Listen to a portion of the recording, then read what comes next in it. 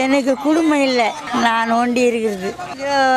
என் சாப்பாட்டு செலவுக்கு, டீ செலவுக்கு, வத்தல் பாக்கு, சோப்புக்கு என் வருமானம் வாரத்துக்கு 700ரூபா 800ரூபா வருது. அதில் 200ரூபா போடுது, 100ரூபா கேட்டு, 100ரூபா பஸ் சார்ஜு, காப்பி, வத்தலை பாக்கு, இவ்வளோதான். இப்போ வந்து நாங்கள் வாய்ப்பாசி 10 வருஷம் ஆச்சு. நாங்கள் அடுப்பாண்டியே போகிறதில்ல. நான் அவங்க மருமகன் உண்டு, பொண்ணு உண்டு, அவங்க செஞ்சிடறேன்.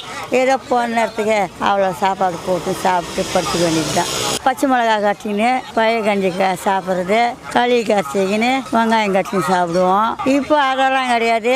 நாஷ்டா, பொங்கல், பூரி, சப்பாத்தி, என்னென்னவோ சொல்கிறாங்க, அதெல்லாம் செய்கிறாங்க. இப்போ எனக்கு பிரிமா இருக்கிறது பழைய கஞ்சி தான். பழையஞ்சோறு தான் போட்டுன்னு சாப்பிடுவேன், பழையங்காலி தான் போட்டுன்னு சாப்பிடுவேன்.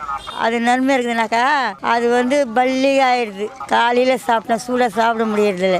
அதனால ஜில்லுன்னு பழங்கஞ்சி கரைச்சி குடிக்குது, பழங்களி கரைச்சி குடிக்குது. சூடாக சாப்பிட முடியாது. அது வந்து ஆஃபீஸ் போகிறவங்க, வேற என்ன வெளியே போகிறவங்க, காலேஜுக்கு போகிறவங்க, வேறு எந்த வேலைக்கு போகிறவங்க அவங்க டிஃபன் சாப்பிட்டு போவாங்க.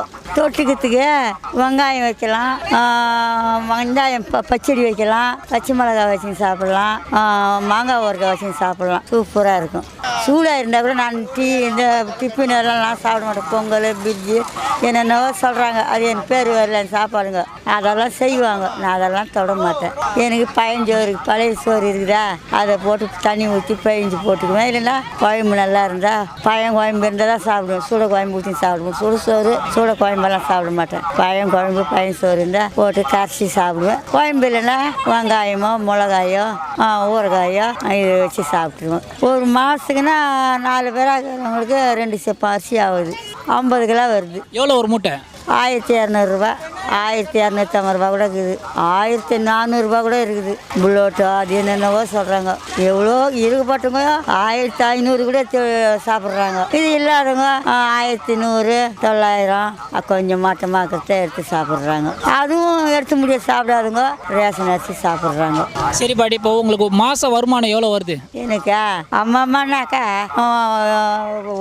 கிராக்கி போச்சுனாக்கா 4000 வருது. 4000 வந்து 1500 செலவாயிருது. 2000 மீறுது. அதுலேயே மிச்சம் பண்ணிக்கிறோமே. நாங்கள் அதிலே மிச்சம் பண்ணிக்கிறோம். நாங்கள் வேறு எதுவும் சாப்பிட மாட்டோம். வெத்தலை பாக்கு, டீ 3 டீ சாப்பிடுவோம். சாப்பாடெல்லாம் அம்மா ஹோட்டல் வாங்கி சாப்பிட்டுக்குவோம். பஸ் சார்ஜி, லக்கேஜி, கேட்டு கொடுத்துட்டு மீதி வீட்டுக்கு எடுத்துன்னு போய் வீட்டில் பேரமாறு பேச்சு மாதிரி எதை கேட்டாங்கன்னாக்கா அவங்களுக்கு 10 20 கொடுக்குறது. சமயம்னா யாருன்னா மருமகன் கேட்டாலும் கொடுத்து, பிள்ளை கேட்டாலும் யார் கேட்டாலும் கொடுக்குது. அதெல்லாம் போய் 10 ரூபா 2000 மீறும் எடுத்து போய் பேங்க்கில் போடுவோம். கரெக்டாக 3 மணிக்கு எழுந்துக்கிறேன். எழுந்து வந்து